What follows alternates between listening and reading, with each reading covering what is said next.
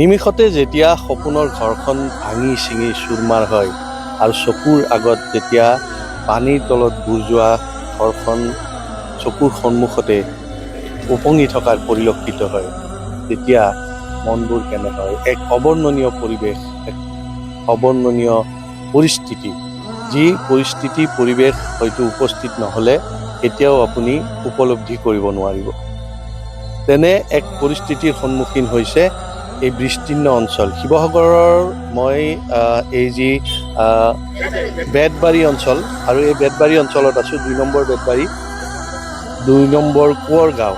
এনেধৰণে বেতবাৰীৰ অঞ্চল বিস্তীৰ্ণ। আমি যিফালে গৈছোঁ মানুহৰ কেৱল দুখ দুৰ্দশা হা হুমুনিয়া পৰিলক্ষিত হৈছে। আৰু এটি কণমানি শিশু আছে। তুমি কোন ক্লাছত পঢ়ি? ক্লাছ 9ত। ক্লাছ 9ত। ঘৰত এই কিমান খিৰিকীৰ ওপৰলৈ উঠিছিল? হা? তুমি কিতাপখিনি বাচিলে বাৰু। বাচিলে? মোৰ ছবি বহীখিনি ডুবি গ'ল আৰু ৰংখিনি। তুমি ছবি আঁকা? কি ছবি আঁকা? ছবি মানে হেৰি ছবি। এতিয়া যেন এই কণমানি শিশুহঁতৰো ছবিৰ যি বিষয়বস্তু, সেই বিষয়বস্তু যেন কেৱল পানীত ডুব গৈ থকা মানুহৰ দুখ দুৰ্দশা হতাশাই হৈ পৰিব। ছবিৰ ৰং তুলিকা যি ৰঙেৰে ৰঙীন হৈ আছিল, সকলো এখন সুখৰ ঘৰ, সুখৰ সংসাৰ, আৰু সেই সুখৰ ঘৰবোৰ ভাঙি ছিঙি যেতিয়া চুৰমাৰ হয়, তেতিয়া কি উপলব্ধি হয়, কেনেদৰে পৰিয়ালটো চলিব? আজি কেইবাদিন হ'ল, কিমান দিন হ'ল বাইদেউ? দেওবাৰৰ পৰা হৈছে। দেওবাৰৰ পৰা 2 সপ্তাহ হ'ল। 2 সপ্তাহ আপোনালোকৰ ঘৰ এইখনেই? এতিয়া মই দেখুৱাই লৈছোঁ। প্ৰথমে আছিল এইখন ঘৰ, এনেধৰণৰ সকলোৰে এইখন কিছু এতিয়া ঘৰখন দেখা পোৱা হৈছে। কিছু মানুহ আছে যিসকলৰ ঘৰৰ মুধচৰ ওপৰেৰে পানী বৈ গৈছিল, আৰু এতিয়া 2 সপ্তাহ, প্ৰায় 1 সপ্তাহতকৈ অধিক কাল তেওঁলোকৰ এই কলৰ এই ভূৰবোৰে হৈ পৰিছে এখন ঘৰ। ইয়াত এইটোৱে পাকঘৰ নেকি? এইটোৱে পাকঘৰ। ৰন্ধা বঢ়া ইয়াতে কৰে? ইয়াত বস্তুবোৰ থৈছে। যি সকলো ৰাইজে সহায় সহযোগ কৰিছে, কিছু সামগ্ৰী, খাদ্যবস্তু, পানী বা খাদ্যবস্তু যি যোগাৰ ধৰিছে, সেই সামগ্ৰীসমূহক লৈয়ে তেওঁলোকে এই ধৰণে এতিয়া ৰাতি হ'লে কি কৰে? ৰাতি হ'লে সেই 2 মহলীয়া মানুহ ঘৰলৈ যাওঁ।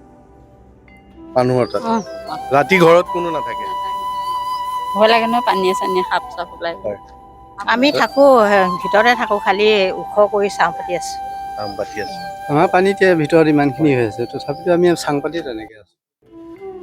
এই দুখ দুৰ্দশা আৰু হতাশাৰ মাজতো কিন্তু এক আশাৰ বতৰা এয়াই যে অসমৰ ৰাজ্যৰ বিভিন্ন প্ৰান্তৰ বিভিন্ন স্থানৰ পৰা লোকসকল আহিছে, দুৰ্গত লোকসকলৰ ওচৰ চাপিছে আৰু সান্তনা দিছে যে আমিও আছোঁ আপোনালোকৰ লগত, হয়নে নহয়? মানুহ বহুত আহিছে, খবৰ লৈছে। কি কয়? সকলোৰে ইমান সহায় কৰিছে আমাক, আমি এইখিনি কেতিয়াও নাপাহৰোঁ। শিৱসাগৰ ৰাইজে দেই, সকলো আহিছে, চবেই। বহু দুখ হতাশা আৰু এক যি শোকাবহ সমস্যা, বিভিন্ন সমস্যা, এই সমস্যাৰ মাজতে কিন্তু ৰাজ্যবাসীৰ বাবে এটা আশাৰ খবৰ।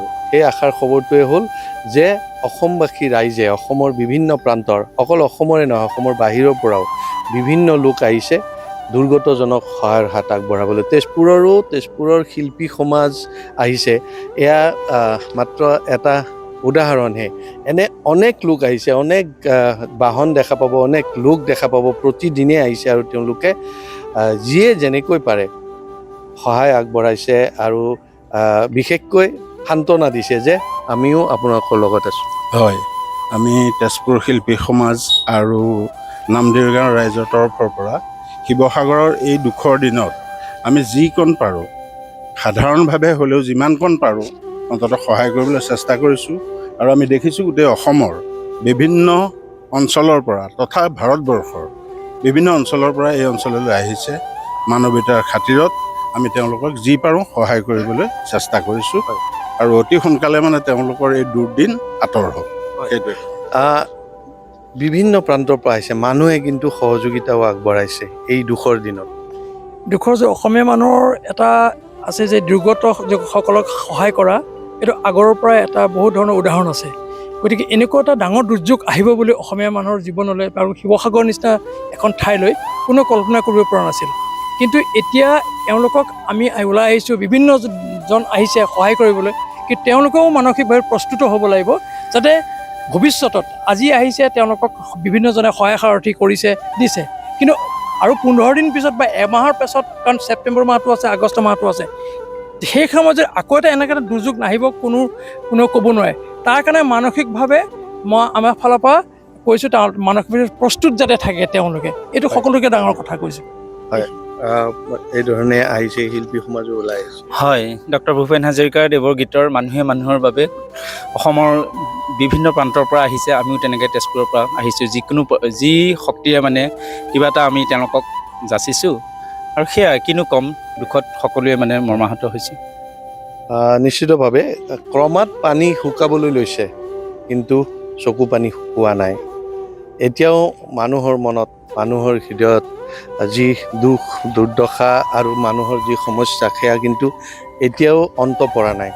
মই কৈছোঁৱে, এতিয়া যিহেতুকে পথৰ ওপৰলৈ আহিছোঁ, পথৰ ওপৰৰ পানী ভাগ কিছু শুকাইছে, কিন্তু মানুহৰ যি চকু পানী চকুলো, সেয়া কিন্তু এতিয়াও শুকোৱা নাই। এই ধৰণে অনেক লোকৰ, হাজাৰ হাজাৰ লোকৰ ঘৰ বাৰী এতিয়াও পানীৰ তলতেই বুৰ গৈ থকা পৰিলক্ষিত হৈছে।